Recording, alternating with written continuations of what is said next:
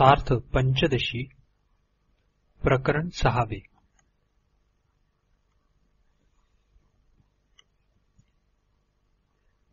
ह्या प्रकरणास चित्रदीप असे नाव ठेवण्याचे कारण हेच की येथे आत्म्याच्या 4 अवस्था चित्रपटाच्या दृष्टांताने चांगल्या स्पष्ट करून दाखविल्या आहेत.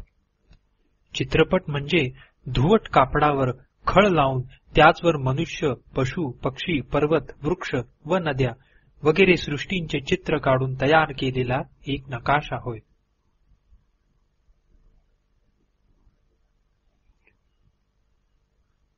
ज्याप्रमाणे ह्या चित्रपटामध्ये 4 अवस्था दिसून येतात त्याचप्रमाणे परमात्म्याचे ठायीही अवस्था चतुष्टय समजावे. पटामध्ये जशा धौत, घट्टित, लांछित आणि रंजित ह्या 4 अवस्था आहेत, तशाच आत्म्याचे ठायीही चित, अंतर्यामी, सूत्रात्मा व विराट अशा 4 अवस्था आहेत. धौत म्हणजे स्वतः सिद्ध मूळचा शुभ्रपट, घट्टित म्हणजे खळ दिलेला, लांछित म्हणजे काजळाच्या किंवा कोळशाच्या वगैरे रेघांनी आखलेला आणि रंजित म्हणजे यथायोग्य रंगविलेला हा चित्रपटाचा प्रकार झाला.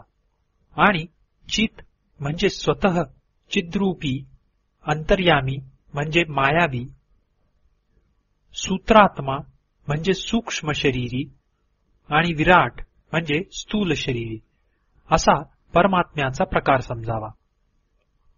चित्रपटावरील चित्राप्रमाणे ह्या आत्म्याच्या ठायीही ब्रह्मदेवापासून तो अतिसूक्ष्म तृणापर्यंत सर्व स्थावर जंगमात्मक सृष्टी उत्तमाधम भावे करून दृष्टीस पडते.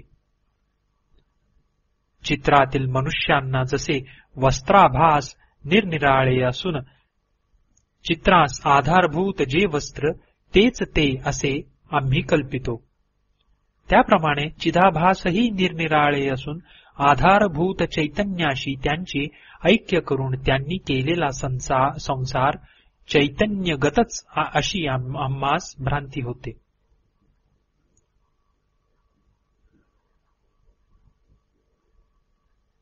कल्पित वस्त्रांचे रंग जसे आधारभूत वस्त्रासच लागलेले दृष्टीस पडतात, त्याप्रमाणे अज्ञानी लोक भ्रमाने जीवाचा संसार आत्म्यास लावू पाहतात. चित्रातील पर्वतादी जड पदार्थास जशी वस्त्रे नाहीत, त्याप्रमाणे सृष्टीतील काष्ट पाषाणादिकांसही चिदाभास नाही. वस्तुतः जीवास लागू असलेला संसार आत्म्यास लावू पाहणे हीच अविद्या. तिची निवृत्ती विद्येवाचून होत नाही. हा संसार केवळ जीवांनाच लागू असून आत्म्याला त्याचा मुळीच संबंध नाही असे जे ज्ञान त्यासच विद्या असे म्हणतात, ती विचारापासून प्राप्त होते. ह्याचकरिता जग म्हणजे काय, जीव म्हणजे काय आणि आत्मा कसा आहे ह्याचा चांगला विचार करावा. म्हणजे विचाराअंती जीव आणि जग या दोहींचा बाध झाला असता बाकी अबाधित राहिलेला आत्मा सत्य हे अर्थातच सिद्ध झाले.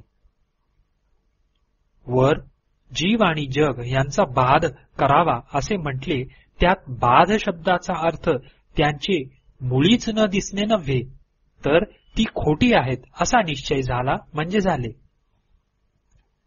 कारण असे जर न मानले तर सुषुप्ती मूर्छा अधिकांचे ठायी श्रमा वाचून मोक्ष प्राप्ती होईल. तसेच आत्म्याचा अवशेष याचा अर्थ तो सत्य आहे असा निश्चय करणे हा होय. जगाचे विस्मरण होणे असा त्याचा अर्थ केल्यास जीवनमुक्ती म्हणून जी म्हणतात ती मुळीच संभवणार नाही. वर सांगितलेली जी विद्या म्हणजे ज्ञान ती दोन प्रकारची, परोक्ष आणि अपरोक्ष. अपरोक्ष ज्ञान झाले म्हणजे विचार संपला. ब्रह्म आहे इतकेच केवळ गुरुमुखापासून किंवा श्रुतीपासून जे समजणे त्यास परोक्ष विद्या म्हणतात. आणि ते ब्रह्म मीच आहे असे जे प्रत्यक्ष अनुभवास येणे त्यास अपरोक्ष विद्या किंवा साक्षात्कार असे म्हणतात. हा साक्षात्कार झाला असता जन्ममरणापासून प्राणी तत्काळ मुक्त होतो. म्हणून ह्याच्या प्राप्तीकरिता आत्मतत्वाचे विवेचन आम्ही पुढे करीतो. ज्याप्रमाणे घटाकाश, महाकाश, जलाकाश आणि अभ्राकाश असे आकाशाचे 4 प्रकार आहेत, त्याप्रमाणे कूटस्थ, ब्रह्म, जीव आणि ईश असे चैतन्याचे 4 प्रकार आहेत. ह्यापैकी घटाकाश हे प्रसिद्धच आहे, म्हणून त्याविषयी येथे विशेष सांगणे न लगे. महाकाश म्हणजे ज्यामध्ये सूर्य, चंद्र व नक्षत्रे प्रकाशित होतात अशी अवाढव्य पोकळी. जलाकाश म्हणजे घटातील पोकळीत पाणी घालून तो अंगणात ठेवला असता त्यात साभ्र नक्षत्र म्हणजे ढग आणि नक्षत्रे ह्यासहित जे आभाळाचे प्रतिबिंब पडते ते. आणि अभ्राकाश म्हणजे पूर्वोक्त महाकाशामध्ये जे मेघमंडळ दिसते त्यात जे महाकाशाचे प्रतिबिंब ते होय. हे जे आकाशाचे 4 प्रकार सांगितले त्यापैकी पहिले 3 तर स्पष्ट समजण्याजोगे आहेत, परंतु चौथे जे अभ्राकाश ते कसे समजावे? कारण जेथे मुळी पाण्याचेच ज्ञान होण्याची पंचाईत, तेथे त्यातील प्रतिबिंब कोठून समजणार? असे कोणी म्हणेल तर त्याविषयीची समजूत अशी: मेघ ही केवळ वाफ असल्यामुळे त्याचे घटाकावयव उदक तुषारच आहेत. उदक म्हटले म्हणजे त्यात प्रतिबिंब पडलेच पाहिजे. ह्या नियमावरून पूर्वोक्त जे मेघ प्रतिबिंबित आकाश, ज्यास आम्ही अभ्राकाश असे नाव दिले, ते जरी स्पष्ट दिसले नाही तरी ते तेथे आहे असे अनुमान होते. ह्याप्रमाणे दृष्टांतभूत आकाशाचे 4 प्रकार सांगितले. तसेच आता चैतन्याचेही 4 प्रकार स्पष्ट करून सांगतो. पंचीकृत स्थूल आणि अपंचीकृत सूक्ष्म अशा 2 शरीरांना आधारभूत असून ओतप्रोत आत बाहेर व्यापून असणारा जो आत्मा, त्यास कूटस्थ असे म्हणतात. यास कूटस्थ म्हणण्याचे कारण कूट म्हणजे पर्वताचे शिखर. ते जसे वादळादिकांच्या झपाट्याखाली काही विकार न पावता जशाचे तसेच राहते, तसा आत्माही निर्विकार असतो. कूटस्थाचे ठाई कल्पित अशी जी बुद्धी, तीत पडलेले जे चैतन्याचे प्रतिबिंब, तोच जीव. हा प्राण धारण करीतो म्हणून ह्याला जीव हे नाव दिले. ह्या जीवालाच संसार आहे, कूटस्थाला नाही. वरील दृष्टांतात जे जलाकाश सांगितले त्याने जसे खरे घटाकाश झाकून टाकिले, त्याप्रमाणे येथेही जीवाने कूटस्थाला अगदी झाकून टाकल्यामुळे खरा कूटस्थ प्रत्ययास येत नाही.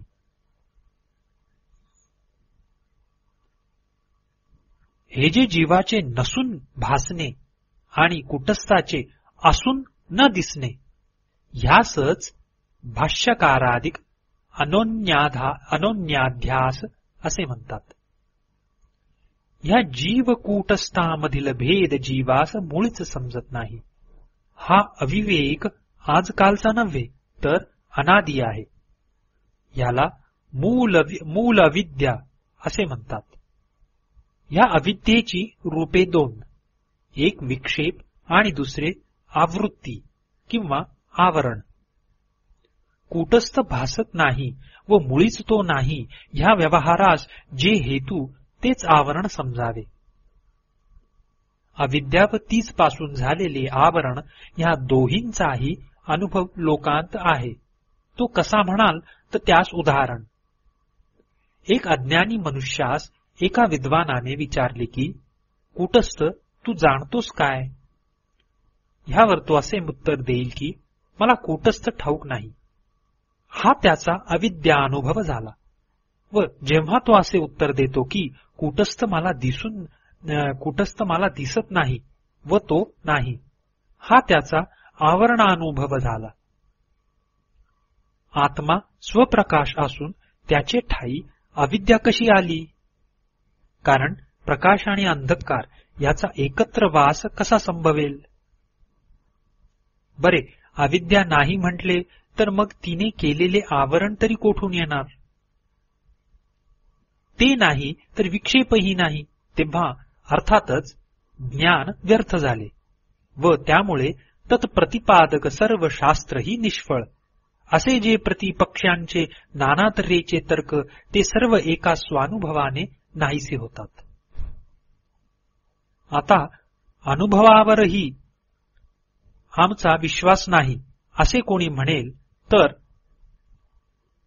तर मग तर्काला आधारच राहिला नाही. तार्किक म्हणविणाऱ्यास अनुभवा वाचून तत्वनिश्चय तरी कसा व्हावा? तर्का वाचून समजूत पडत नाही असे जर कोणी म्हणत असेल तर अवश्य तर्काचे साह्य घ्यावे, परंतु जो तर्क करणे तो अनुभवास अनुसरूनच करावा. व्यर्थ कुतर्क कधीही करू नये. आता येथे तो अनुभव कोणता म्हणाल तर अविद्या आणि आवरण ह्या विषयींचा वर सांगितलेलाच आहे, म्हणून कूटस्थ आणि अविद्या ह्यात विरोध नाही असे म्हणण्यास कोणती हरकत आहे? कारण तसा जर विरोध असता तर ह्या आवरणाचा अनुभव कोणाला आला असता का? एवढ्यावरून ह्या अविद्येस विरोधी कोणी नाही असे मात्र समजू नये. हिला विवेकजन्य ज्ञानच विरोधी आहे.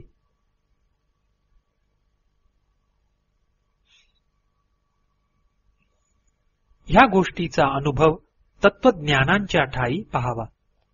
अविद्येने वेष्टिलेल्या कूटस्थावर स्थूल आणि सूक्ष्म या दोन देहांनी युक्त असा चिदाभास शिंपीवरील रुपयाप्रमाणे केवळ भ्रमाने दिसतो.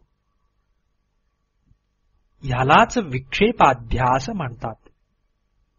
आरोपित रजतावर ज्याप्रमाणे शुक्तीचा इदम अंश आणि सत्यत्व दिसून येते, त्याप्रमाणे आरोपित चिदाभासावर कूटस्थाचे ठायी असणारी स्वयंत्व आणि वस्तुत्व ही दोन दिसून येतात. शिंपीची निळी पाठ आणि त्रिकोणाकृती ही जशी शिंपीच्या ठायी आच्छादित असतात, त्याप्रमाणे कूटस्थाचे असंगत्व आणि आनंदाचे आणि आनंद रूपता हे गुण त्याचे ठायी झाकले जातात. तसेच ज्याप्रमाणे दृष्टांतामध्ये आरोपितास रूपे हे नाव पडले, त्याप्रमाणे कूटस्थाचे ठायी अध्यस्त जो विक्षेप रूप चिदाभास त्याला अहम असे नाव पडले. दृष्टांतामध्ये शुक्ती शकल प्रत्यक्ष पाहत असून त्याला मनुष्य रूपे असे म्हणतो. त्याचप्रमाणे दार्ष्टांतिकामध्ये स्वतःला पाहत असून तो मी असे म्हणतो. दृष्टांतात इदंता आणि रूप्यता ह्या जशा दोन्ही एकमेकांपासून भिन्न आहेत, त्याप्रमाणे दार्ष्टांतिकातही स्वयंता आणि अहमता ह्या दोन्ही भिन्न आहेत. एक सामान्य आणि दुसरे विशेष हाच दोन्हींमधला भेद. स्वयं शब्दास सामान्यत्व आहे. ह्यास उदाहरण तो देवदत्त स्वतः जातो, तू स्वतः पाहतोस आणि मी स्वतः करू शकत नाही, असा लोकांमध्ये बोलण्याचा परिपाठ आहे. हे रूपे, हे वस्त्र ह्यामध्ये इदम जसे सामान्य आहे, तसे हा मी, हा तू या दोनही पुरुषांमध्ये स्वयं हे सामान्य आहे. बरे, अहमपणा आणि स्वयंपणा ह्यामध्ये भेद ठरला, पण त्याचा कूटस्थाशी काय संबंध? तर येथे जो स्वयं शब्दाचा अर्थ तोच आमचा कूटस्थ. आता कोणी म्हणेल स्वयं शब्दाचा अर्थ दुसरा नव्हे असा होतो, तर त्याचवर आमचे असे म्हणणे आहे की स्वयं शब्दाप्रमाणे आत्म्यालाही अन्यवारकत्व येते. आता कूटस्थ आणि आत्मा हे दोन्ही ज्या अर्थी आमच्या मते एकच आहेत, त्या अर्थी तो अर्थ आम्हास इष्टच आहे. स्वयं आणि आत्मा हे दोन शब्द एकार्थक आहेत, म्हणूनच लोकांमध्ये त्याचा एकत्र प्रयोग आढळत नाही. त्याकरिता स्वयं ह्या शब्दाचा अर्थ जसा अन्यवारक होतो, तसा आत्मशब्दाचाही होतो. घट स्वतः जाणत नाही इत्यादी प्रयोगावरून घटाधिक अचेतन पदार्थास देखील स्वयं शब्द लागतो अशी शंका कोणी घेईल तर तीही आम्हाला विरुद्ध नाही. कारण आत्म्याची व्याप्ती स्फुरण रूपाने सर्वत्र असल्यामुळे स्वयं शब्द घटाधिकास लागणे हे योग्यच आहे. सचेतन आणि अचेतन हा भेद आत्म्यामुळे झालेला नाही. म्हणजे अमुक पदार्थात आत्मा असला म्हणजे त्यास सचेतन म्हणावे व अमुकात तो नसला म्हणजे त्याला अचेतन म्हणावे असे काही नाही. आत्मा सर्व व्यापक असल्यामुळे आत्म्याचे असणे नसणे हेच मुळी अशक्य आहे. म्हणूनच वरील भेद बुद्धी प्रतिबिंबित चिदाभासामुळेच झाला आहे. म्हणजे सजीव प्राण्याला अंतःकरण असते, त्या अंतःकरणात जे आत्म्याचे प्रतिबिंब तोच चिदाभास, तो जड पदार्थात नाही. म्हणून त्याचे असण्या नसण्यावर चेतना चेतन भेद अवलंबून असतो. आत्मा सचेतन आणि अचेतन या दोनही कल्पनास आधार आहे. ज्याप्रमाणे चिदाभास कूटस्थावर भ्रांतीने कल्पिलेला आहे, त्याप्रमाणे घटाधिक अचेतन पदार्थही कूटस्थावरच कल्पिलेले आहेत. दोन्हीचेही अधिष्ठान तोच आहे. येथे अशी एक शंका आहे की तू, मी इत्यादी पुरुषांमध्ये स्वशब्द जसा सामान्य आहे, तसेच तत्ता आणि इदंता हे शब्दही सामान्यत्वे करून लागतात. तेव्हा स्वयं शब्दाप्रमाणे ह्यालाही आत्मत्व येईल. तर त्याचे समाधान हेच की तत्ता व इदंता हे शब्द अहमादिकांची जशी विशेषणे आहेत तशी आत्मत्वाचीही विशेषणे आहेत. म्हणून बरे वाईट ह्या विशेषणास जसे आत्मत्व येत नाही तसे ह्यासही येत नाही. उदाहरणार्थ तू, मी, ते, हे, आपण, दुसरा ही शब्दयुग्मे परस्पर विरुद्धार्थी आहेत असे लोकात प्रसिद्ध आहे, यात संशय नाही. अन्यतेचा प्रतियोगी जो स्वयं शब्द तो कूटस्थवाची असे समजावे. त्या कूटस्थ आत्म्यावर तू ह्या शब्दाचा प्रतियोगी जो मी शब्द तो कल्पिलेला आहे. इदंता आणि रूप्यता ह्यामध्ये जसा भेद स्पष्ट आहे, तसाच अहंता आणि स्वत्व ह्यामध्येही आहे. असे असूनही मनुष्य भ्रमामुळे ते एकच मानितो. असे जे जीव कूटस्थांची ऐक्य मानणे ह्यालाच तादात्म्याध्यास म्हणतात. तो पूर्वोक्त अविद्येपासून होतो. त्या अविद्येची निवृत्ती झाली असता तिचे कार्यही नाहीसे होते. अविद्येपासून होणारे आवरण आणि तादात्म्य ही विद्येचे योगाने नाश पावतात. परंतु विक्षेपाचे स्वरूप मात्र प्रारब्ध क्षयापर्यंत असते. उपादान करणाराचा नाश झाला तरी त्याचे कार्य क्षणभर राहते असे नैयायिकांचे मत आहे. त्याचा स्वीकार आम्ही का करू नये? आता कोणी म्हणेल की तार्किकांच्या मती कार्य क्षणभर राहते असे आहे, परंतु विक्षेपरूप कार्य वर्षानुवर्ष राहते हे कसे? तर ह्याचे उत्तर हेच की दिवसांच्या प्रमाणाने त्यांनी क्षण सांगितला, परंतु आमची भ्रांती असंख्य कल्पांपासून चालत आल्यामुळे येथे वर्षानुवर्ष हाच क्षण आहे. एवढ्यावरून तार्किकांचे व आमचे मत एकच असे मात्र समजू नये. कारण तार्किक केवळ युक्तीवरच अवलंबून पाहिजे तसा तर्क करतात तशी आमची गोष्ट नाही. श्रुती, स्मृती, श्रुती, युक्ती आणि अनुभव या तिन्हीवरून सिद्धांत करणारास काय भीती आहे? आता हा तार्किकांशी वाद पुरे. एकंदरीत कूटस्थवाची स्वयं शब्द आणि त्याचवर दिसणारा जो अहम शब्द ह्या दोन्हीचे एकत्व अज्ञानी मानतात असे ठरले. असे असून ही भ्रांती आहे हे लोकांस का समजत नाही? असे जर म्हणाल तर ह्याचे कारण हेच की मोठे मोठे पंडित म्हणविणारे केवळ युक्ती लढवून मूर्खपणाने श्रुतीचा अनादर करून भ्रांतीत पडतात. ते शास्त्राचा पूर्वापर संबंध मनात न आणून वाक्याचे वरवर दिसणारे अर्थ आपापले पक्ष सिद्ध करण्याकरिता निर्लज्जपणाने योजितात. कूटस्थापासून स्थूल शरीरापर्यंत जो एक सगळा समुदाय त्यालाच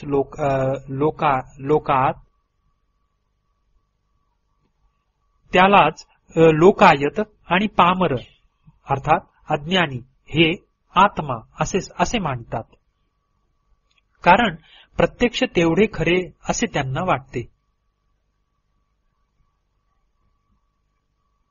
लोकवंचनार्थ आपल्या पक्षास श्रुती प्रमाण आहे असे दाखविण्याकरिता ते श्रुतीवाक्ये देऊन विरोचन सिद्धांताचा अनुवाद करितात. या लोकांचेच आणखी दुसरे बंधू असे म्हणतात की ज्या अर्थी प्राण गेला म्हणजे हे शरीर नाशाप्रत पावते त्या अर्थी या शरीराहून आत्मा कोणी निराळा असावा. हा देहाहून भिन्न आत्मा त्यांच्या मते इंद्रिय समूह होय. कारण मी बोलतो, पाहतो, ऐकतो असे मनुष्य म्हणतो. त्यावरून इंद्रियेच आत्मा असे ते म्हणतात. ते ह्यावर असे प्रतिपादन करतात की श्रुतीमध्ये इंद्रियांमध्ये भांडण लागलेले दिसून येते. ह्यावरून त्यास चैतन्य असलेच पाहिजे. ज्यापेक्षा चैतन्य आहे त्यापेक्षा त्यांना आत्मत्व सिद्ध झाले. प्राणात्मवादी जे हैरण्यगर्भ ह्यांचे म्हणणे असे की मनुष्य जिवंत असण्यास इंद्रियांची गरज नाही. कारण नेत्रादी इंद्रियांचा नाश झाला तरी प्राण असेपर्यंत तो जगतो. मनुष्य निजला तरी प्राण जागृतच असतो. प्राणाचे श्रेष्ठत्व श्रुतीत वर्णिलेले आहे. प्राणमय कोशाचे वर्णन वेदांत विस्तारे करून केले आहे. दुसरे कित्येक उपासना करणारे लोक असे म्हणतात की ज्या अर्थी प्राणास भोगतेपणा नाही हे स्पष्ट आहे त्या अर्थी भोक्तृ जे मन तोच आत्मा होय. ह्याचप्रमाण मन ऐव मनुष्यानां कारणं बंधमोक्षयोः हा गीतेतील श्लोक. याचा अर्थ मनुष्यांच्या बंधमोक्षास कारण मनच आहे. शिवाय श्रुतीमध्ये मनोमय कोशाचे वर्णन आहेच. त्या अर्थी मनच आत्मा असे सिद्ध होते. क्षणिकवादी म्हणजे बौद्ध असे म्हणतात की विज्ञान म्हणजे बुद्धी, ती मनाचे मूळ आहे, म्हणून बुद्धी हाच आत्मा. याची सिद्धी अशी की अंतःकरणाचे भाग दोन, एक अहम वृत्ती आणि दुसरी इदम वृत्ती. येथे अहम वृत्ती हे विज्ञान आणि इदम वृत्ती हे मन. मीपणाचा प्रत्यय आल्या वाचून बाहेरचे जग आम्हाला कदापि समजणार नाही. म्हणून इदम वृत्तीचे बीज अहम वृत्ती आहे. ज्या अर्थी ह्या अहम वृत्तीस क्षणोक्षणी जन्म आणि नाश आहेत त्या अर्थी विज्ञान हे क्षणिक आहे आणि ते स्वयंप्रकाश आहे. याला तर दुसरे प्रमाणच नको. ह्याविषयी वेदाचे प्रमाण विज्ञानमय कोश जो श्रुतीत सांगितला आहे तेच आहे. कारण सुखदुःखादी सर्व संसार ह्यालाच आहे. विज्ञान हे विद्युल्लता, अभ्र आणि निमेष ह्यासारखे क्षणिक आहे. म्हणून ह्याला आत्मा म्हणता येत नाही. बरे त्या वाचून पाहू गेल्यास दुसरे कोणी दिसत नाही, म्हणून शून्यच आहे असे माध्यमिक म्हणतात. ते आपल्या पक्षास असदेवेद मग्र आसीत इत्यादी श्रुतींचे प्रमाण सांगतात. ज्ञानज्ञेयात्मक सर्व जग तर केवळ भ्रांतीच आहे. मूळ अधिष्ठाना वाचून भ्रांती होणे अशक्य आहे, म्हणून आत्म्याचे अस्तित्व मानले पाहिजे. म्हणून शून्यवादी जो आहे त्यानेही आत्म्याचे अस्तित्व कबूल केले पाहिजे. नाहीतर शून्य आहे असे समजणारा कोणी असल्या वाचून तसे बोलणेच संभवणार नाही.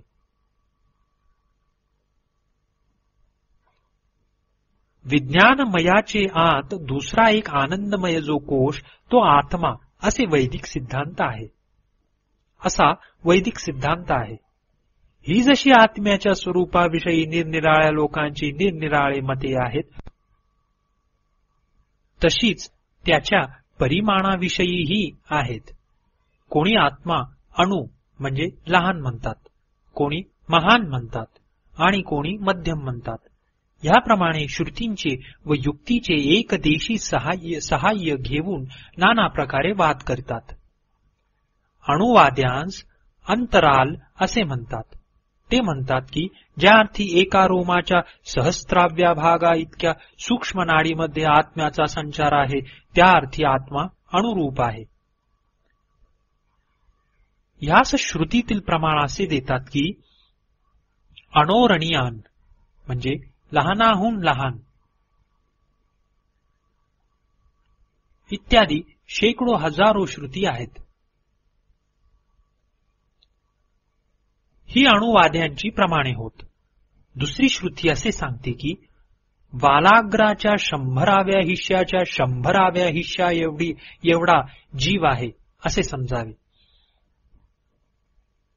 दिगंबरवादी आत्मा मध्यम आहे असे म्हणतात, कारण चैतन्याची व्याप्ती आपाद मस्तक पर्यंत आहे व आनखाग्रम प्रविष्ट असे श्रुती प्रमाणही आहे. वरील श्रुतीसिद्ध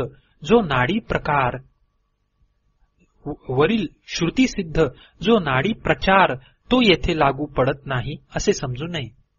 जसा देहाचा अंगरख्यात प्रवेश हस्तद्वारा होतो, त्याप्रमाणे येथेही सूक्ष्म अवयवाने आत्म्याचा प्रवेश का म्हणू नये. लहान मोठ्या देहात याचा प्रवेश होणार नाही असे समजू नये, कारण आत्म्याचे अंशही त्या त्या देहाप्रमाणे कमी जास्त होतात. तेव्हा असे होण्यास काही चिंता नाही. परंतु ज्याला अंश आहेत त्याचा नाश झालाच पाहिजे. म्हणून आत्मा सांश मानल्यास घटासारखा तोही नाशवंत होईल. आत्मा अनित्य झाल्यास कृतप्रणाश आणि अकृताभ्यासगम हे दोष कसे निवारिता येतील. म्हणून ज्या अर्थी आत्मा अणुही म्हणता येत नाही आणि मध्यमही म्हणता येत नाही, त्या अर्थी तो आकाशाप्रमाणे व्यापकच असला पाहिजे. त्याचे निरंशत्व तर श्रुतीसिद्धच आहे. अशी आत्म्याच्या परिमाणाविषयी निरनिराळी मते सांगून शेवटी आत्म्याचे विभुत्व ठरविले. आता त्याच्या विशेष स्वरूपाविषयी निरनिराळ्या वाद्यांचे मते सांगतो. कोणी आत्मा चैतन्य रूप आहे असे म्हणतात, कोणी जड असे म्हणतात आणि कित्येक तो चिज्जड असे म्हणतात. प्रभाकर मताचे लोक आणि तार्किक लोक आत्मा जड असे म्हणतात. आकाश द्रव्य असून त्याचा गुण जसा शब्द, त्याप्रमाणे आत्मा द्रव्य असून चैतन्य हा त्याचा गुण आहे. इच्छा, द्वेष, प्रयत्न, धर्म, अधर्म, सुख, दुःख आणि त्यांचे संस्कार हे चैतन्याप्रमाणे आत्म्याचेच गुण आहेत असे ते म्हणतात. आत्म्याचा आणि मनाचा संयोग झाला असता आपल्या अदृष्ट कर्माच्या योगाने वरील गुण उत्पन्न होतात आणि अदृष्टाचा क्षय झाला असता सुषुप्तीत लीन होतात. असे असून तो सचेतन कसा भासतो ह्या शंकेचे ते असे समाधान करीतात की तो स्वतः जड आहे तरी चैतन्य गुण त्याचे अंगी आहे आणि इच्छा, द्वेष, प्रयत्न हेही पण गुण त्याचे अंगी आहेत, म्हणून तो चैतन्य रूप भासतो. तो धर्माधर्माचा करता आणि सुखदुःखांचा भोगता आहे. ज्याप्रमाणे कर्म वशे करून आणि देहाचे ठाई केव्हा केव्हा प्राप्त होणारी जी सुखदुःखे त्यांच्या भोगाकरिता आत्मा राहतो असे म्हणतात, त्याप्रमाणे अन्य लोकीही कर्मवशे देह धारण करण्याची इच्छा वगैरे होते. असा आत्म्याविषयी औपचारिक व्यवहार आहे.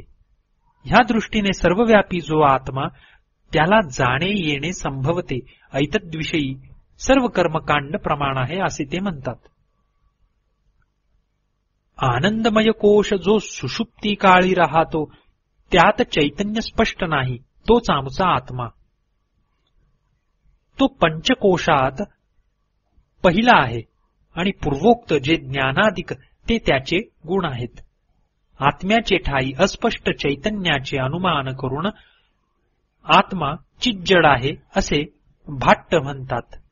कारण निजून उठलेल्याला जडत्वाची जी आठवण होते ती पूर्वीच्या अनुभवा वाचून होणार नाही, म्हणून आत्मा उभयात्मक आहे असे ते म्हणतात. निजून उठलेला असे म्हणतो की मी इतका वेळ जड होऊन निजलो होतो. ही जाड्य स्मृती जाड्याच्या अनुभवा वाचून कशी होईल?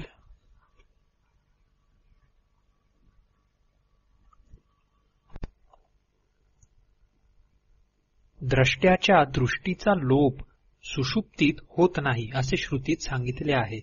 म्हणून आत्मा काजव्याप्रमाणे प्रकाश व अप्रकाश या दोहोंनी युक्त आहे.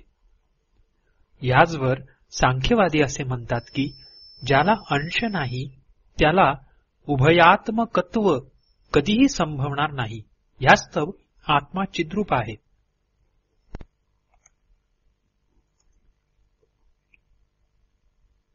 जाड्यांशाची व्यवस्था कशी ह्या प्रश्नाचे उत्तर ते असे देतात की तो जाड्यांश प्रकृतीचे रूप आहे. ते रूप विकारी असून त्रिगुणात्मक आहे. चैतन्याला जे बंधमोक्ष भासतात त्यास काहीतरी कारण पाहिजे, म्हणून प्रकृतीची कल्पना त्यांनी केली. प्रकृती आणि पुरुष अत्यंत भिन्न असता असंग चैतन्याला बंधमोक्ष कसे? ह्या शंकेचे समाधान ते असे करीतात की तो भेद न समजल्यामुळे बंधमोक्षांचा व्यवहार चालला आहे.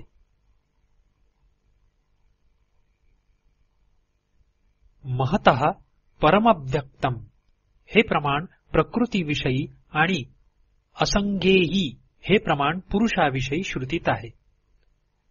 चैतन्याजवळ प्रवृत्त झालेली जी प्रकृती तिचे नियमन करणारा जो त्यास योगी ईश्वर असे म्हणतात, तो परमेश्वर जीवापासून भिन्न आहे असे श्रुतीत आहे. प्रधान अर्थात प्रकृती व क्षेत्रज्ञ अर्थात जीव यांचा पती आणि त्रिगुणांचा ईश अशी श्रुती आहे. ह्याप्रमाणेच आरण्यक उपनिषदात अंतर्यामीचे उपपादन केले आहे. ह्याविषयीही वादी आपापल्या युक्ती लढवून कलह करीतात आणि आपला पक्ष दृढ करण्याकरिता यथामती श्रुती वाक्येही दाखवितात.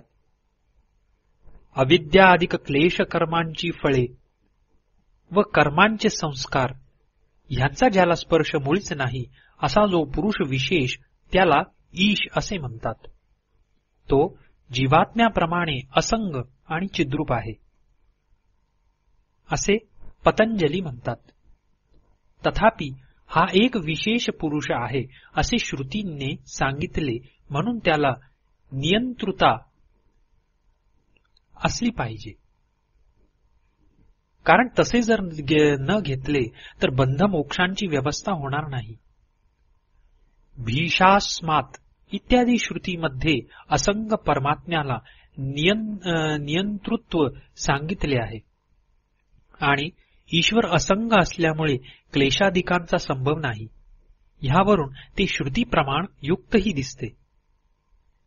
जर जीवही असंग आहे म्हणून त्यालाही क्लेशादिक नसावेत असे जर कोणी म्हणेल तर जीवांना तत्वज्ञान नसल्यामुळे क्लेशादिक होतात असे पूर्वीच सांगितले आहे. नित्य ज्ञान, नित्य प्रयत्न, नित्य इच्छा इत्यादिक गुण ईश्वराला आहेत म्हणून तो असंग नव्हे. कारण असंगाला नियंतृत्व अयोग्य आहे असे तार्किक मानतात. त्यांचे म्हणणे असे, ह्याला नित्य गुण असल्यामुळे विशेष पुरुष म्हणून जे वर म्हटले तेही योग्य आहे.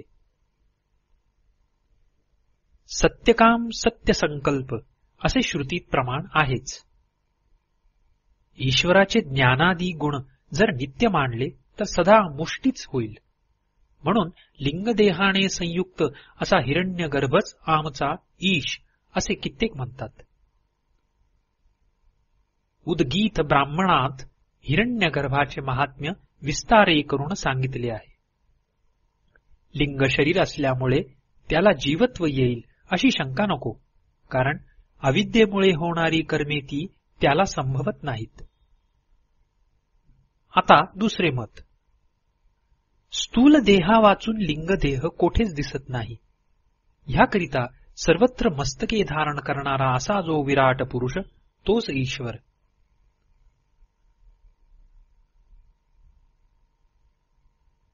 ते विराट उपासक आपल्या मतास सहस्त्र शीर्षा व विश्वतश्चक्षु इत्यादी प्रमाणे देतात.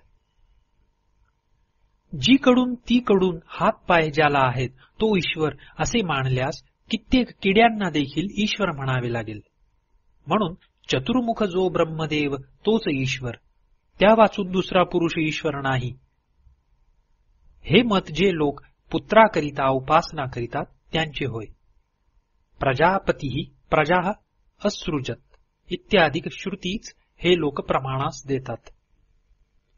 ब्रह्मदेव विष्णूच्या नाभी कमलापासून उत्पन्न झाला आहे म्हणून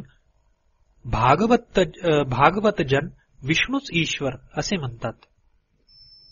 शंकराचे पाय शोधण्यास विष्णू समर्थ झाला नाही म्हणून शिवच ईश्वर होय, विष्णू नव्हे असे आगमाला मुख्य मानणारे जे शैव ते म्हणतात.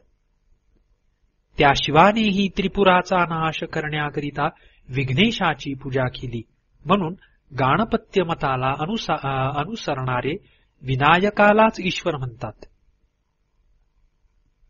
ह्या प्रकारे दुसरे आपापली मते अभिमानाने निरनिराळे मंत्र, अर्थवाद आणि कल्पना यांच्या आधाराने प्रतिपादन करीतात.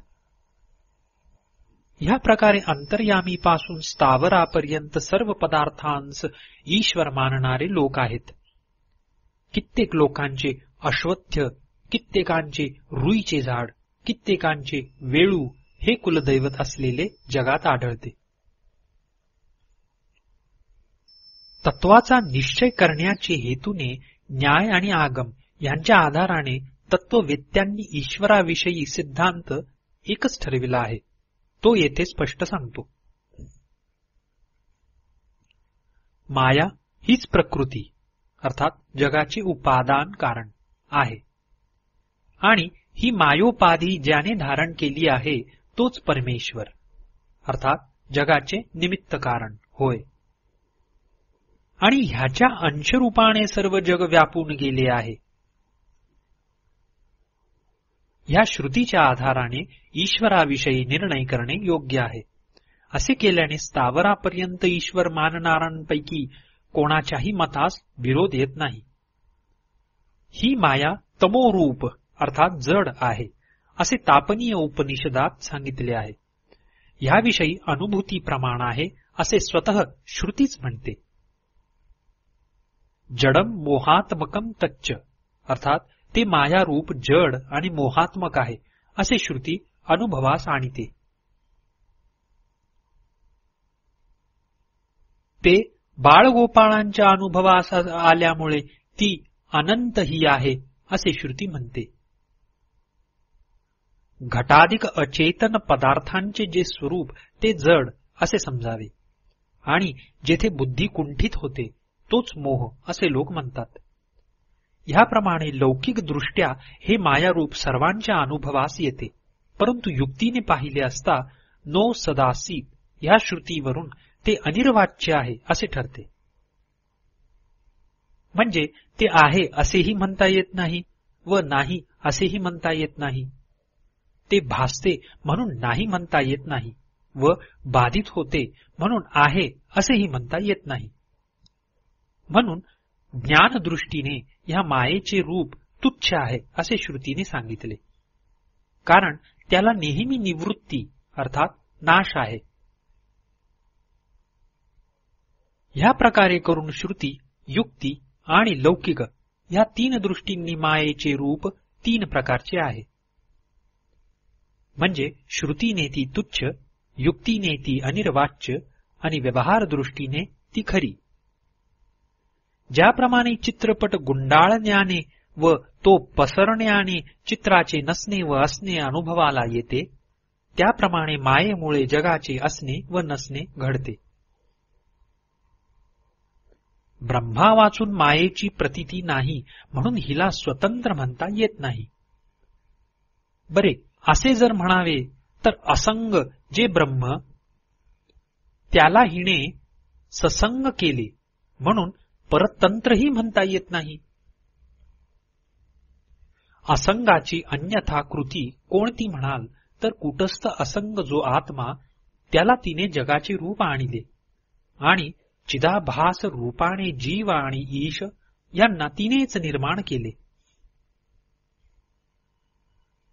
एवढे जग करूनही तिचा कूटस्थास लवमात्र संपर्क नाही.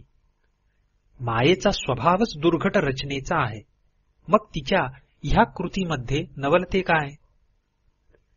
ज्याप्रमाणे उदकाचा स्वभाव द्रवत्व, अग्नीचा स्वभाव उष्णता आणि दगडाचा स्वभाव काठिण्य, त्याप्रमाणे दुर्घटत्व हा मायेचा स्वभावच आहे.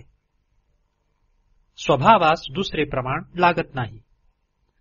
जोपर्यंत लोकांनी तिचा स्वभाव जाणला नाही तोपर्यंत तिचा चमत्कार त्यांस वाटतो. नंतर ही माया आहे असे समजले की तत्काळ समाधान होते.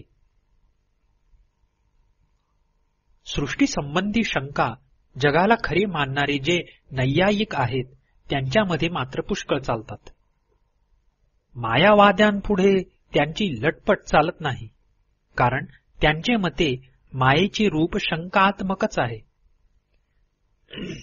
शंकारूपी माया आहे असे आम्ही म्हटले, त्याचवरही जर कोणी शंका घेईल तर त्याचे शंकेवर पुन्हा आम्ही शंका घेतो. म्हणून शंकेवर शंका घेणे हे योग्य नव्हे. जर शंका घेतल्यावर तिचे निवारणच केले पाहिजे. केवळ विस्मयाचीच पुतळी अशी जी माया तिचे रूप शंकामय असल्यामुळे तिचा परिहार काय आहे ह्याचा शोध करण्याविषयी पंडितांनी प्रयत्न करावा.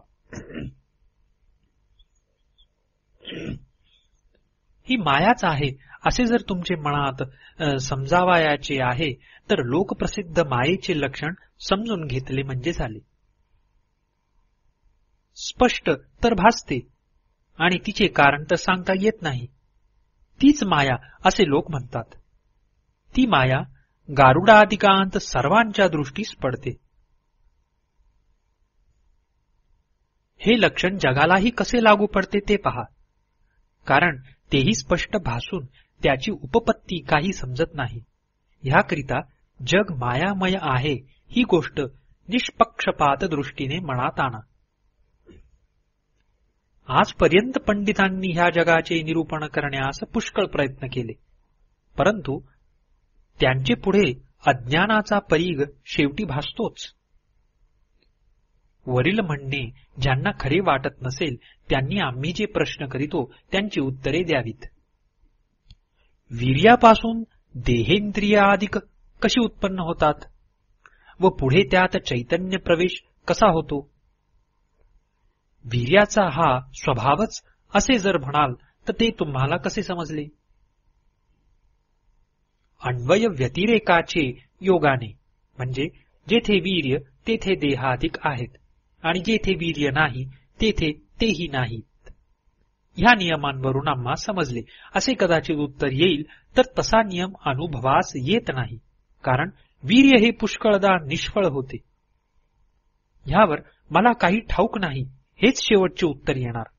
म्हणूनच मोठमोठ्यांनी हे जग गारुड असे ठरविले. काय चमत्कार सांगावा!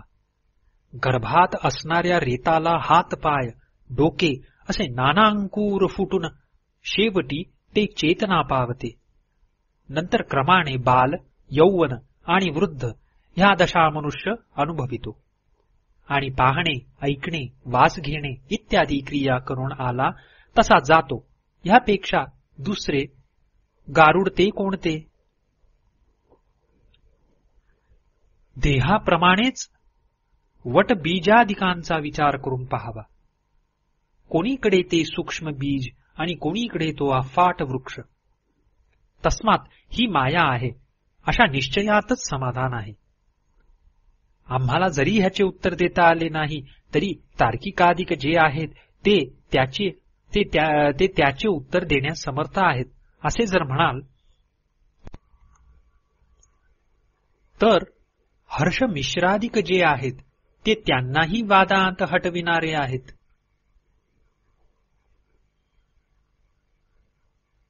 ह्याकरिता खरोखर जे तर्कापलीकडे आहे तेथे तर्काची योजना कधीही करू नये. हे जग असे आहे की त्याचविषयी बुद्धीचा तर्क काहीच चालत नाही. मग उगीच बडबड करण्यात काय अर्थ आहे? ही जगाची गोष्ट झाली, परंतु मायेचा संबंध येथे काय आला? असे जर म्हणाल तर अचिंत्य रचना शक्तिरूप जे जगाचे कारण तीच माया. हे मायाबीज सुषुप्तीमध्ये प्रत्ययास येते. त्या कारणात जाग्रत स्वप्नरूप जे जग ते बीजात जसा वृक्ष लीन होतो त्याप्रमाणे लीन होते. ह्याकरिता सर्व जगाच्या वासना त्या कारणात आहेत असे म्हटले पाहिजे. त्या बुद्धीच्या वासनांमध्ये चैतन्याचे प्रतिबिंब पडते. येथे अभ्राकाशाप्रमाणे अस्पष्ट चिदाभासाचे अनुमान करावे. ते मायारूप बीज बुद्धीच्या रूपाने प्रतिबिंब घेऊनच उदयास येते. ह्याकरिता बुद्धीच्या ठायी चिदाभास स्पष्ट दिसतो. म्हणूनच श्रुतीत असे सांगितले आहे की माया ही प्रतिबिंबाच्या योगाने जीव आणि ईश ह्यास करीते. जलाकाश व मेघाकाशाप्रमाणे त्यांचा भेद समजावा. येथे मेघांप्रमाणे माया, तुषारांप्रमाणे दिवासना आणि तुषारात असलेल्या आकाशाप्रमाणे चिदाभास समजावा. माया ज्याच्या अधीन आहे त्यालाच श्रुतीमध्ये माई, अंतर्यामी, सर्वज्ञ आणि जगद्योनी असे नाव दिले आहे. ह्याप्रमाणे सुषुप्ती संबंधी जो आनंदमय कोश तो ईश्वर असे श्रुतीने सांगितले. वेदोक्त ईश्वर हाच. हा ईश्वर मानला तर त्याचे ठायी सर्वज्ञत्वादी गुण कसे आले अशी शंका नको, कारण श्रुतीचा अर्थ तर्कास योग्य नाही. आणि मायेचे ठायी सर्व संभव आहे. ईश्वर जी सृष्टी उत्पन्न करीतो ती अन्यथा करण्यास कोणी समर्थ नाही, म्हणून ह्याला सर्वेश्वर असे म्हणतात. अखिल प्राण्यांच्या बुद्धिवासना त्याच्या ठायी एकत्र झालेल्या आहेत आणि त्या सर्व वासनांना हे सर्व जग विषय आहे, म्हणून त्याला सर्वज्ञ म्हटले. वासना परोक्ष आहेत म्हणून सर्वज्ञत्व अनुभवास येत नाही खरे, तथापि तेच सर्वांच्या बुद्धीत असल्यामुळे वासनातही त्यांचे अनुमान होते. विज्ञानमयाधिक कोशांमध्ये आणि पृथ्व्याधिक जड पदार्थांमध्ये आत राहून नियमन करीतो म्हणून तो अंतर्यामी. बुद्धीच्या ठायी राहून बुद्धीला अदृश्य बुद्धी हेच ज्याचे शरीर असे असून तो बुद्धीचे नियमन करीतो असा श्रुतीचा डांगोरा आहे.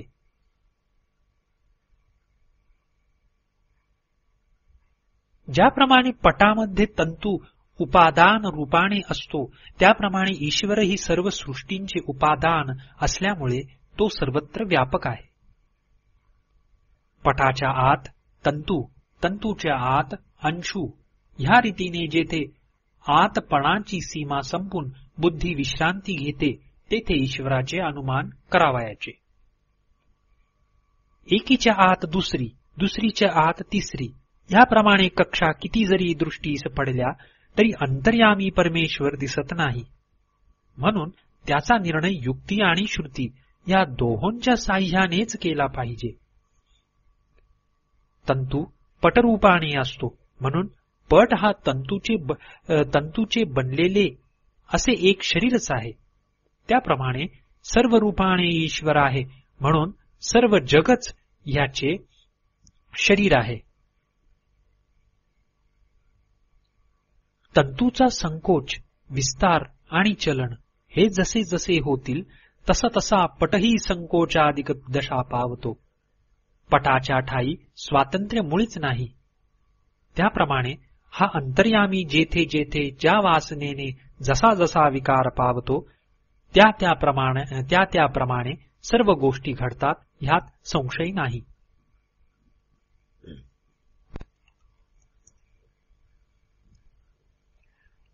भगवंतांनी अर्जुनास असे सांगितले आहे की सर्व भूतांच्या हृदयामध्ये ईश्वर वास करीतो आणि जणू यंत्रावरच बसविलेली भूते आपल्या मायारूप किल्लीने फिरवित आहे.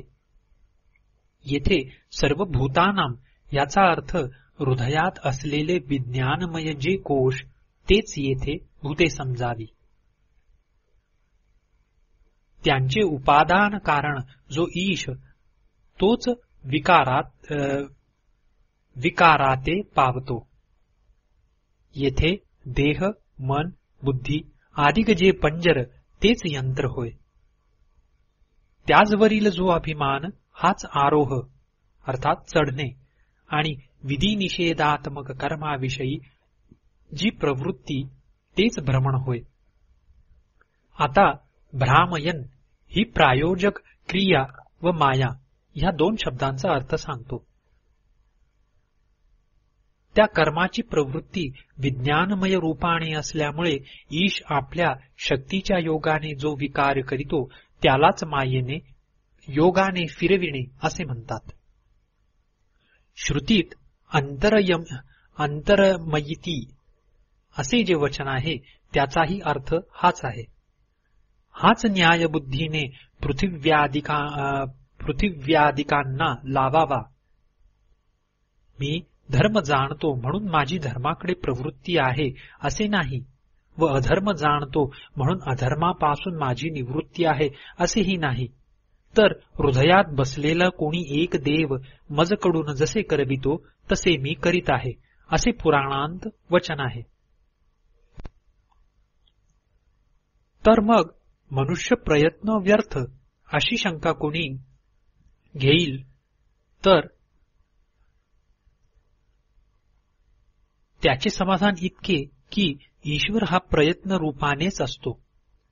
ह्याप्रमाणे मांडल्यास अंतरयमयती ह्या वाक्याने जी प्रेरणा सांगितली ती व्यर्थ असे मात्र म्हणू नये, कारण तशा प्रकारचे ईश्वराचे ज्ञानही आम्हास असंगत्व ज्ञान होण्यास पुरे आहे. अशा आत्मज्ञानाने मुक्ती मिळते असे श्रुती स्मृतीत सांगितले आहे. श्रुती व स्मृती ह्या माझ्याच आज्ञा असे भगवंतांनी प्रत्यक्ष म्हटले आहे, म्हणून ते अप्रमाण म्हणता येत नाही. भीतीला हेतू आज्ञा आहे. ऐतद्विषयी भीषास्मात ही श्रुती प्रमाण आहे. परमेश्वर अंतर्यामी असल्यामुळे तो सर्व जगाहून निराळा आहे. ईश्वर आत बाहेर सर्वत्र व्यापला आहे असे म्हणण्यास ऐतस्य वा अक्षरस्य व अंतर्प्रविष्ट शास्ता अशा दोन श्रुती प्रमाण आहेत. याच्यापासून जगाची उत्पत्ती आणि नाश होतात, म्हणून जगद्योनी म्हणजे जगाचे कारण असे त्यास म्हणतात. उत्पत्ती आणि प्रलय याचा अर्थ दिसणे आणि गुप्त होणे असा आहे. ज्याप्रमाणे घडी घातलेला पट स्वतःच्या पसरण्याने आपल्या ठायी असलेली चित्रे प्रकट करीतो, तद्वत ईश्वरही आपल्या ठायी लीन झालेले जग प्राण्याच्या कर्मभोगास्तव प्रकट करीतो. आणि ज्याप्रमाणे तो पट गुंडाळण्याच्या योगाने आपल्या ठाईची चित्रे आपल्यामध्येच झाकितो, त्याप्रमाणे ईश्वरही आपल्या ठाईचे जग प्राण्यांच्या कर्मक्षयामुळे आपल्या ठाईच लीन करीतो. ज्याप्रमाणे रात्र दिवस, निद्रा जागृती, उघडणे झाकणे, मनाचा स्तब्धपणा आणि कल्पना ही द्वंद्वे आहेत, त्याप्रमाणेच सृष्टी आणि लय ही समजावी. आविर्भाव तिरोभाव करण्याची शक्ती ईश्वराचे ठायी आहे. एवढ्या कारणाने आरंभवादाची व परिणामवादाची शंका येण्याचा संभव आहे. या दोनही शंकांचे निवारण विवर्तवादाचा स्वीकार केल्याने होते. एकच परमेश्वर चेतना चेतन रूप द्विविध जगाला कारण कसा झाला असे कोणी पुसेल तर जडांशाने तो अचेतनाचे कारण आणि चिदाभासाच्या अंशाने चेतनाचे कारण आहे, हेच त्याचे उत्तर. तमप्रधान जो परमात्मा तो भावना, ज्ञान आणि कर्म ह्याही करून क्षेत्राचे कारण आहे, आणि चित्प्रधान जो परमात्मा तो चिदाभासाचे कारण आहे. ह्या रीतीने वार्तिककारांनी जड चेतनाचे कारण परमात्म्याकडेच लाविले आहे. म्हणून ईश्वर काही जगत कारण नव्हे असे जर म्हणाल तर येथेही जीव कूटस्थाप्रमाणे ईश्वर आणि ब्रह्म यांचा अनोन्याध्यास सिद्ध करून सुरेश्वराचार्य बोलले आहेत ते असे. ब्रह्म हे सत्यज्ञान स्वरूपी असून अनंत आहे. त्यापासून आकाशादी देहापर्यंत भाव उत्पन्न झाले अशी श्रुती आहे. केवळ बाह्य दृष्टीने ब्रह्म हे जगाचे कारण नसून ते आहे असे दिसते, आणि जगाचे जे कारण मायाधीन चिदाभास तो खोटा असून खरा दिसतो.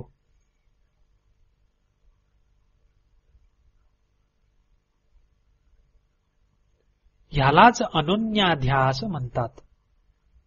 ज्याप्रमाणे खळ लाविलेल्या पटात खळ कोणती आणि पट कोणता हे समजत नाही, त्याप्रमाणे भ्रांतीमुळे वर सांगितलेल्या अनोन्याध्यास रूप हेतूमुळे ब्रह्म आणि ईश यांचा भेद समजत नाही.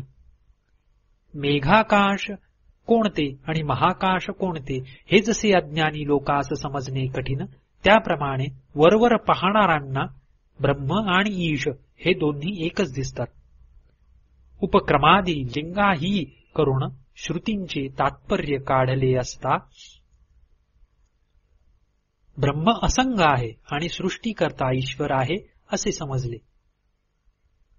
सत्यम ज्ञानम अनंतम ह्या श्रुतीने अर्थात उपक्रम करून यतो वाचो निवर्तन्ते ह्या श्रुतीने उपसंहार अर्थात समाप्ती करून ब्रह्माच्या असंगत्वाविषयी शास्त्रात निर्णय केला आहे. मायावी ईश्वर जग उत्पन्न करीतो आणि त्या जगात जीव मायेने बद्ध झाला आहे अशी दुसरी एक श्रुती आहे. त्यावरून ईश्वर जगाचा उत्पन्न करता असे होते. आनंदमय जो ईश तोच बहुश्याम असा संकल्प करून निद्रा जशी स्वप्न होते त्याप्रमाणे हिरण्यगर्भ झाला. ही सृष्टी दोन प्रकारची घ्यावी, एक क्रमसृष्टी आणि दुसरी युगपत सृष्टी. कारण त्याला दोन प्रकारच्या श्रुतीही प्रमाण आहेत, आणि ज्या स्वप्नाचा आम्ही दृष्टांत दिला ते स्वप्नही दोन प्रकारचे अनुभवास येते. सूक्ष्म देहाख्य जो सूत्रात्मा तो सर्व जीवांचे समष्टी रूप आहे. कारण आम्ही जसे एकेका देहाविषयी अभिमानी आहोत त्याप्रमाणे तो सर्व जगाचा अभिमानी आहे, आणि क्रिया ज्ञान आदी करुण शक्ती त्याच्यामध्ये आहेत. पहाटेस अथवा सायंकाळी मंद अंधारात जग जसे अस्पष्ट भासते तसेच हिरण्यगर्भावस्थेमध्ये भासते.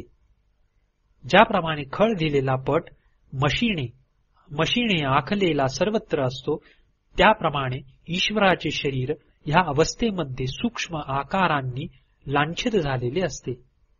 अथवा ज्याप्रमाणे धान्य अथवा भाजीपाला ह्यांचे कोवळे अंकुर भूमीवर उगवतात, त्याप्रमाणे ह्या अवस्थेत जगाचा अंकुर फार कोवळा असतो. आता हिरण्यगर्भ अवस्थेला वर जे 3 दृष्टांत दिले त्यांच्याच क्रमे करून स्पष्ट दशा पाहिल्या असता विराट स्वरूप चांगले ध्यानात येईल. म्हणजे मदांधकार जाऊन ऊन पडले असता जग जसे स्पष्ट भासते, पट रंगविला असता चित्रे जशी स्पष्ट भासतात, अथवा शेते पक्क झाली असता धान्यफळे जशी स्पष्ट भासतात, त्याप्रमाणे हिरण्यगर्भ विराट रूपाने स्पष्ट भासू लागतो. विश्वरूपाध्यायामध्ये आणि पुरुष सुक्तातही ब्रह्मदेवापासून तृणापर्यंत ह्या विराटाचे सर्व अवयव आहेत असे म्हटले आहे. ईश, सूत्र, विराट, ब्रह्मदेव, विष्णू, रुद्र, इंद्र, अग्नी, विघ्नेश, भैरव, मैराल, मारिका, यक्ष व राक्षस, विप्र, क्षत्रिय, वीट, शूद्र, गाय, घोडा, मृग, पक्षी, अश्वत्थ, वट, आम्रवृक्षादी, यवादी, धान्य तृणादी, जल, पाषाण, माती, काष्ट, वास्या कुद्दालकादी पर्यंत ईश्वर मानून पूजिले असता फलदायी होतात. जशी जशी उपासना करावी तसे तसे फळ मिळते. कमजास्त फळ मिळणे हे पूज्य देवता आणि पूजेचा प्रकार यावर अवलंबून आहे.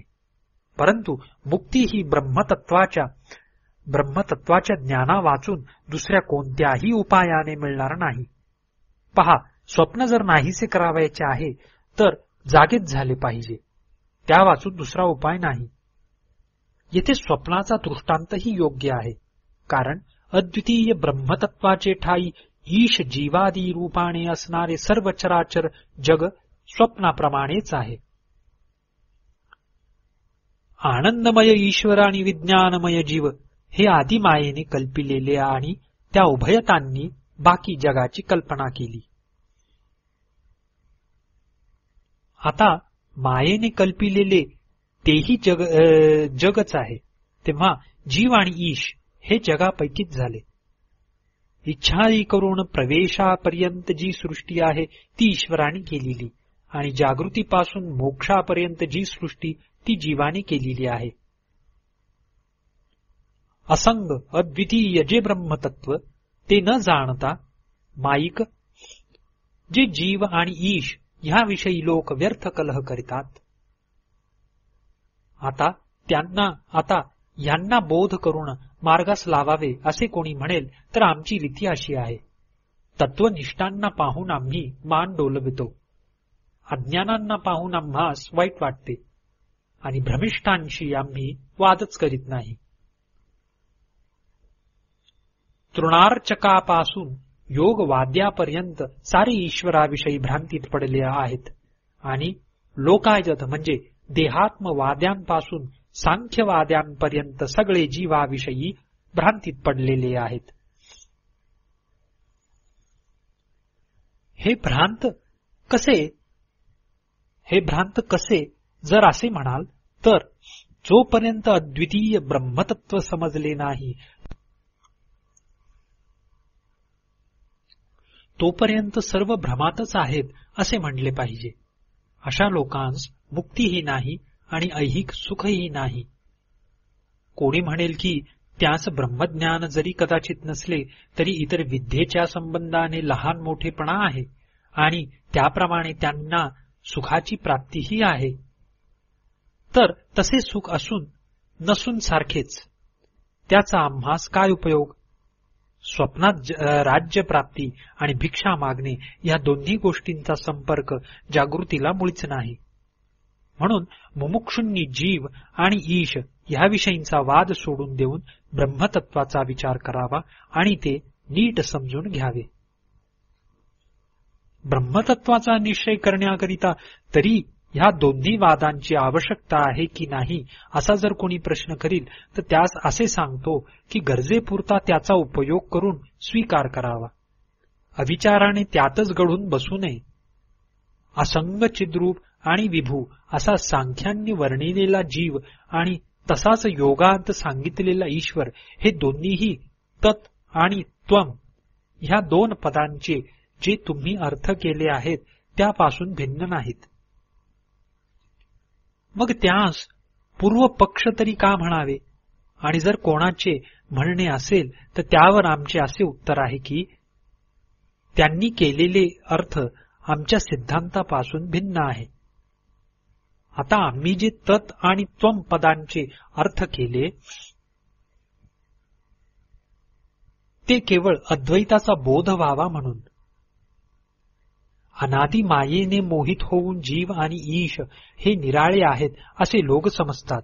ती समजूत काढून टाकण्याकरिता आम्ही त्या दोन पदार्थांचे शोधन केले आहे. ह्याकरिताच पूर्वी सांगितलेला घटाकाश, महाकाश, जलाकाश आणि अभ्राकाश ह्या चोहोंचा दृष्टांत येथे चांगला जुळतो. यात जलाकाश आणि अभ्राकाश ही दोन्ही जल आणि अभ्र ह्या उपाधीवर अवलंबून आहेत. ह्या उभय आकाशांना आधारभूत घटाकाश आणि महाकाश हे अत्यंत निर्मल आहेत. त्याचप्रमाणे आनंदमय ईश आणि विज्ञानमय जीव हे उभयता क्रमे करून माया आणि बुद्धी ह्यावर अवलंबून आहेत. आणि त्या दोहोंस अधिष्ठानभूत कूटस्थ आणि ब्रह्म हे अत्यंत निर्मळ आहेत. एवढा तुम्ही उपयोग करून घेतला म्हणून तरी सांख्य व योग हे तुम्हाला मान्य आहेत की नाहीत असे जर कोणी पुसेल तर आम्ही म्हणतो की सांख्य व योगच का? आम्ही अन्नमय कोशाचे वर्णन केल्याने देहात्मत्व सुद्धा स्वीकारले असे होईल. आत्मे निरनिराळे आहेत, जग सत्य आहे आणि ईश्वर निराळा आहे. या तीन गोष्टी जर वगळल्या तर सांख्य, योग आणि वेदांत ह्या तिहींची संमती होते. असंगत्व मात्रे करून जीव कृतार्थ आहे असे जर म्हणाल, स्त्रकचंदनादी जे विषय आहेत त्यांच्या नित्यत्वे करूनही तो कृतार्थ होईल. परंतु स्त्रगादी विषयांचे नित्यत्व सिद्ध होणे अशक्य आहे. तसे जग आणि ईश हे प्रत्यक्ष असताना जीवाचे असंगत्वही असंभाव्य आहे. जरी सांख्य ज्ञानाने तात्कालिक असंगता वाटली तरी प्रकृतीच्या योगाने जीवास पुन्हा संग लागणारच. आणि पुन्हा त्याचे ईश्वर तर नियमन करीतो, मग त्यास मोक्ष कोठून मिळणार? जीवाचा संग आणि ईश्वराचे नियमन या दोहोस कारण अविवेक आहे असे जर सांख्यवादी म्हणेल तर त्या कुबुद्धी सांख्यांच्या मतात बळेच मायावाद आला. आता कोणी म्हणेल की आत्मे जे निरनिराळे मानले ते केवळ बंध मोक्षाची व्यवस्था करण्याकरिता, तर त्यावर आमचे असे म्हणणे की ती व्यवस्था करण्यास सांख्यशास्त्र कशाला पाहिजे? एक आत्मा जरी मानला तरी ती व्यवस्था करण्यास माया समर्थ आहे.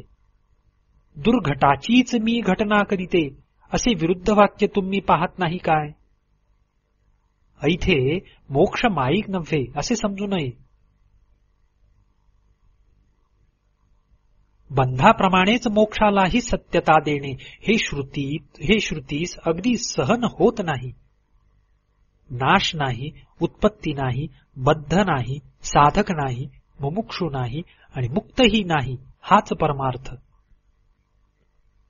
माया नामक कामधेनूचे जीव आणि ईश हे दोन वत्स आहेत. तिचे द्वैत रूप दुग्धते यथेच्छ प्राशन करोत बापडे, पण खरे तत्व जर म्हणाल तर अद्वैतच आहे. कूटस्थ आणि ब्रह्म यामधील भेद केवळ नावाचा आहे, वस्तुतः भेदच नाही. जसे घटाकाश आणि महाकाश यांचा वियोग कधीच झालेला नाही, त्याप्रमाणे त्या दोहोंमध्ये वियोगच नाही. सृष्टीच्या पूर्वी जे अद्वैत होते म्हणून श्रुतीत सांगितले आहे तेच आज आहे आणि ह्यानंतरही तेच असणार आणि तेच मुक्तीनंतरही असणार. मायेने सर्व लोकांस व्यर्थ भ्रमात पाडले आहे.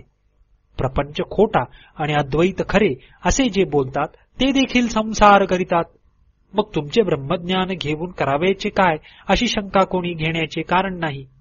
कारण जरी त्यांनी पूर्वकर्माच्या ओघाने संसार केला तरी त्याच पूर्वीप्रमाणे भ्रांती नसते. ऐहिक आणि पारलौकिक संसार खरा आहे आणि अद्वैत भासत नाही. इतकेच नव्हे तर ते मुळीच नाही असा अज्ञानी लोकांचा निश्चय असतो. हा जो अज्ञानी लोकांचा निश्चय सांगितला त्याच्या उलट ज्ञान्यांचा निश्चय स्पष्ट दिसून येतो. ज्ञानी आणि अज्ञानी हे दोघेही आपापल्या निश्चयांप्रमाणे मी मुक्त आणि मी बद्ध असे मानतात. अद्वैत युक्तीनेच सिद्ध होतो, अनुभवास ते येत नाही. मग निश्चय कसा करावा असे जर कोणी म्हणेल तर तशी शंका घेणे न लगे. कारण घटाधिक जे आम्हास भासतात त्यात ज्ञानरूपाने ते प्रत्यक्ष अनुभवास येते, परंतु ते समग्र भासत नाही. असे जर कोणी म्हणेल तर आम्ही त्यास पुसतो की तुमची द्वैतसृष्टी तरी समग्र भासते काय? समग्र न भासण्याचे संबंधाने द्वैत आणि अद्वैत ही दोन्ही सारखीच आहेत. दिक्मात्रे करून जसे तुमचे द्वैत भासते तसे आमचे अद्वैतही भासते. ही गोष्ट दोहीलाही साधारणच आहे. परंतु तेवढ्याने जर तुमची द्वैत सिद्धी होते तर मग आमची अद्वैत सिद्धी ही का न व्हावी?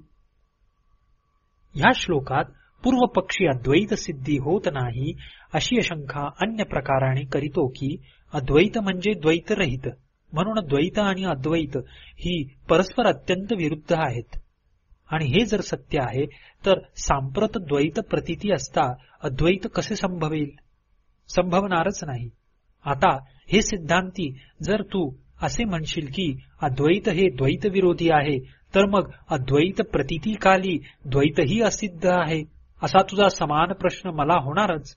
यावर मी अर्थात पूर्वपक्षी असे सांगतो की हे सिद्धांती, तुझ्या मनात चिद्रूप प्रतीती म्हणजेच अद्वैत प्रतीती आहे आणि ती चिद्रूप प्रतीती तर ह्या प्रत्यक्ष द्वैताच्या विरोधी नाही. ह्याकरिता उभय साम्य नाही. ह्या बोलण्यात पूर्वपक्षाचा इतकाच अभिप्राय की चिद्रूप जे अद्वैत त्याच्या प्रतीतीकाली द्वैत भान संभवते.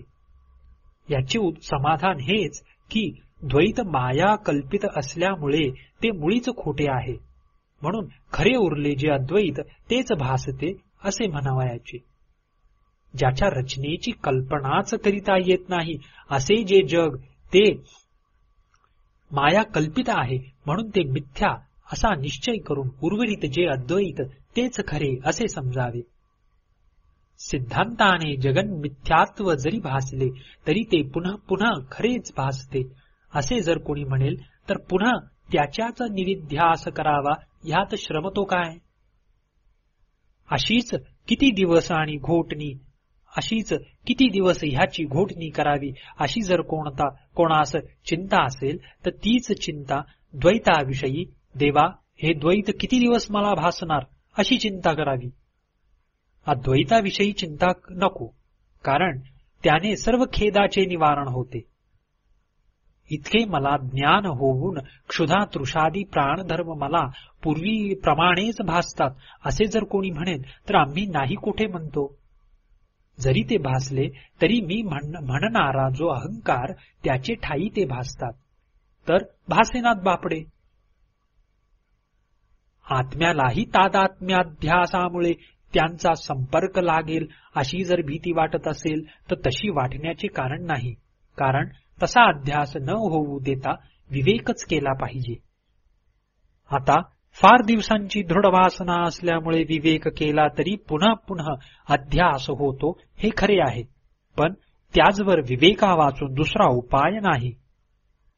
विवेकाचे पुन्हा पुन्हा आवर्तन करून तेच दृढ करावे.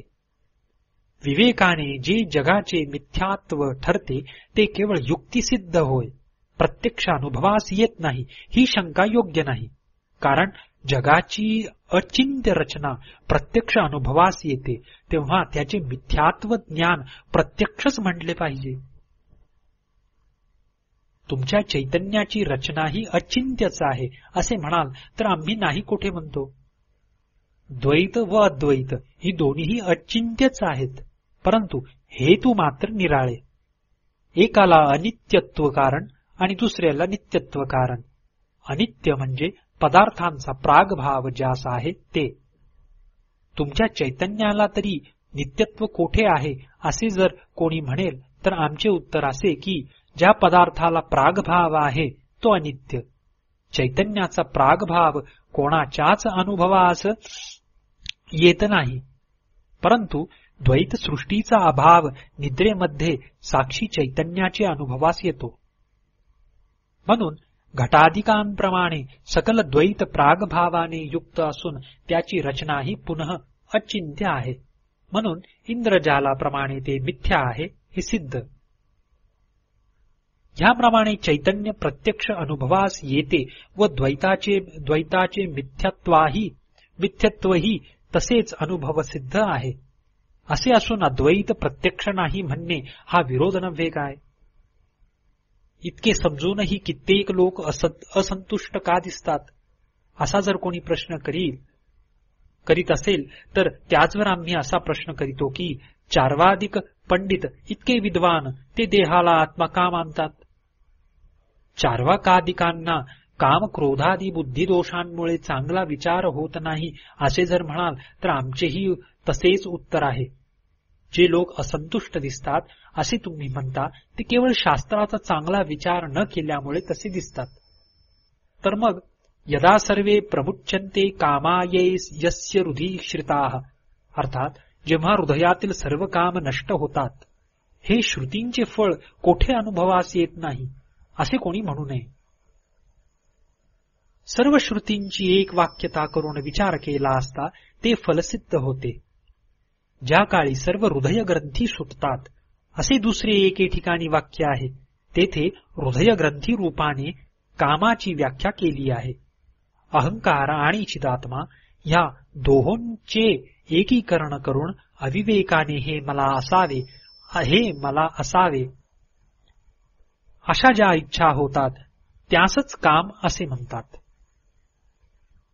अहंकाराचा संग चिदात्म्याला न लावता अहंकारास पृथक पाहिले असता कोटी वस्तूंची जरी इच्छा झाली तरी ग्रंथी भेद झाल्यामुळे त्या बाधक होत नाहीत. अध्यास गेल्यावर इच्छा मुळीच होऊ नयेत, परंतु त्या होतात त्यास कारण प्रारब्ध होय. याला उदाहरण दुसरे नको, तुम्ही आपणाकडे पहा म्हणजे झाले. इतके जाणून बुजून तुमच्या पूर्वजन्मीच्या पातकांमुळे तुमची खात्री होत नाही हेच याला प्रमाण. वृक्षादिकांचा जन्मनाश झाला असता त्यामुळे जसे मला काहीच होत नाही, त्याप्रमाणे देहामध्ये असणारे रोगाधिक व अहंकारामध्ये असणारे इच्छाधिक याही करून मी जो चिद्रूपात्मा त्याला काय होणार आहे असा ज्ञानांचा अनुभव असतो.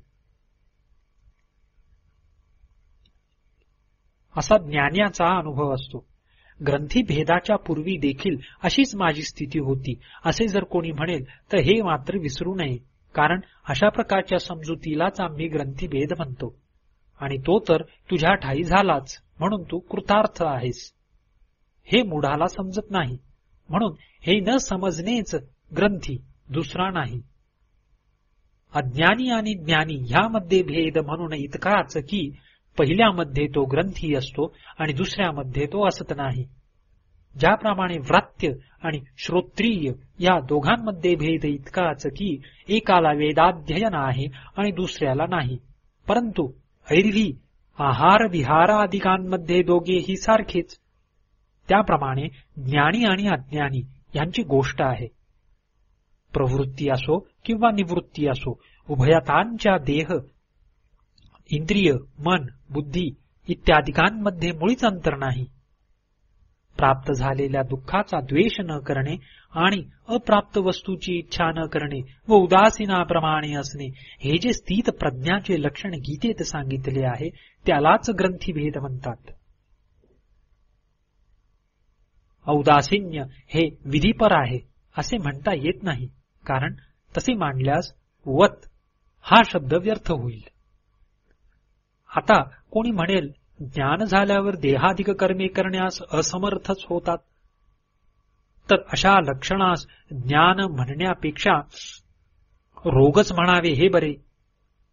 तत्वबोध हा क्षयरोग आहे असे म्हणणारे जे बुद्धिमान, त्यांच्या शहाणपणाची कमाल झाली. त्यांना असाध्य काय? आता कोणी म्हणेल की भरताधिक साधुक्रिया न करिता केवळ जडाप्रमाणे राहत असत असे पुराणात सांगितलेले आढळते. म्हणून अक्रिय असणे हेच ज्ञानांचे लक्षण, हेच ज्ञानाचे लक्षण. परंतु ही शंका घेणारास पुढील श्रुती अवगत असती तर अशी शंका त्याने घेतलीच नसती. जक्षण क्रीडन रतिम विंदन अशी श्रुती आहे. तिचे तात्पर्य, ज्ञानाने आहार विहारादी क्रीडा जरी केल्या तरी त्या बाधक होत नाहीत. या श्रुती प्रमाणापुढे पुराणोक्तींची मातब्बरी किती? पुराणात जे सांगितले त्याचे तरी तात्पर्य असे की भरतादिक साधू जे एकांती अक्रिय होऊन बसले ते केवळ लोकसंगाच्या भीतीस्तव. ते म्हणजे आहारादी अवश्य क्रिया टाकून काष्ट पाषाणाप्रमाणे उगीच बसले असे नाही. कारण जगात लोकसंसर्गाने फार दुःख होते. निस्संग मनुष्यास सुख होते. ह्याकरिता सुखाची इच्छा करणाराने लोकसंसर्ग सोडून दिला पाहिजे. शास्त्रांचे हृदय न जाणता मूढ लोक पाहिजे तसे बहकतात. त्यांच्या मतांशी आम्हास काय करावयाचे आहे? आमचा जो सिद्धांत तो आम्ही येथे सांगतो म्हणजे झाले. वैराग्य, ज्ञान आणि उपरती ही तीनही परस्परांस साह्यभूत आहेत. ती बहुत करून एकत्र मिळून असतात, परंतु केव्हा केव्हा ह्यांचा वियोगही होतो. ह्यापैकी प्रत्येकाचे हेतू, स्वरूप आणि कार्ये निरनिराळी आहेत. म्हणून शास्त्रार्थांचा चांगला विचार करून बुद्धीत त्यांचा संकर होऊ देऊ नये. विषयाविषयी जी दोषदृष्टी तीच वैराग्याला हेतू म्हणजे कारण होय. त्याविषयी जी त्यागबुद्धी ते त्याचे स्वरूप आणि पुनः त्याच्या भोगाविषयी जी अप्रवृत्ती ते त्याचे कार्य म्हणजे फळ होय.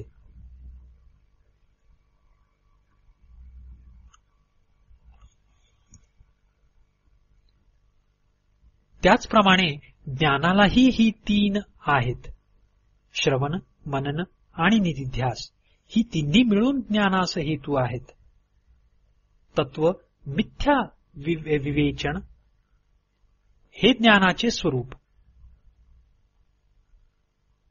आणि एकदा ग्रंथीभेद झाल्यावर पुन्हा तिचा उदय न होणे हेच त्याचे कार्य.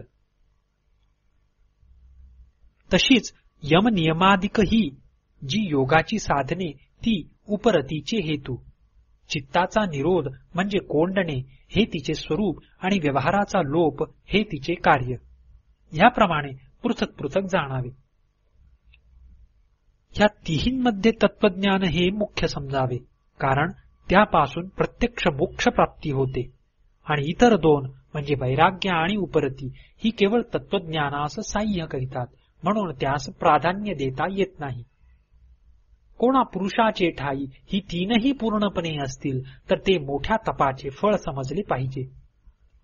केव्हा केव्हा कित्येकांमध्ये ह्यापैकी एका गोष्टीची उणीव असते, त्याला पूर्वजन्मीचे पातकच कारण. वैराग्य आती उपरती ही वैराग्य आणि उपरती ही दोन साधने ज्या पुरुषाचे ठाई पूर्णपणे आहेत, परंतु ज्ञानाची मात्र उणीव आहे, अशा पुरुषाला मोक्ष प्राप्ती होत नाही. त्याला तपोबलाने पुण्यलोकाची प्राप्ती मात्र होते. आता ह्याच्या उलट ज्या पुरुषाचे ठाई तत्वज्ञान मात्र पूर्ण आहे, परंतु दुसऱ्या दोन साधनांची उणीव आहे, त्याला मोक्ष प्राप्ती खचित आहे. जीवन मुक्त सुख मात्र मिळत नाही. आता तिहींची पूर्णता सांगतो. ब्रह्मलोकही तुच्छ वाटावा म्हणजे वैराग्याची कमाल झाली. अज्ञात काळी मी देह ही बुद्धी जशी दृढ असते तशीच मी ब्रह्म ही बुद्धी दृढ व्हावी म्हणजे ज्ञानाची पूर्णता झाली. आणि निद्रे इतकी विस्मृती झाली म्हणजे उपरमाची सीमा झाली. या दिग्दर्शनावरून बाकीचे तारतम्य समजावे. प्रारब्ध कर्म नाना प्रकारची असल्यामुळे तत्वज्ञानाची आचरणेही निरनिराळी दृष्टीस पडतात. म्हणून शास्त्रार्थ चांगला न जाणता पंडितांनी व्यर्थ भ्रमात पडू नये. आपापल्या कर्मानुसारे करून ज्ञानाचे वर्तन निराळे असले तरी त्या सर्वांमध्ये असणारे आत्मज्ञान एकच आहे. म्हणून सर्वांस मुक्ती ही सारखीच मिळते. आपल्या स्वरूपाचे ठाई पटावर चित्र काढल्याप्रमाणे हे जगद्रूप चित्र मायेने काढले आहे, त्याची उपेक्षा करून बाकी राहिलेले चैतन्य पहावे. आता ह्या प्रकरणाची फलश्रुती सांगून हा विषय आटोपतो. जो मनुष्य ह्या चित्रदीपाचे नित्य अनुसंधान करील त्यास हे जगच्चित्र दिसत असूनही पहिल्याप्रमाणे तो भ्रमात पडणार नाही. चित्रदीप समाप्त.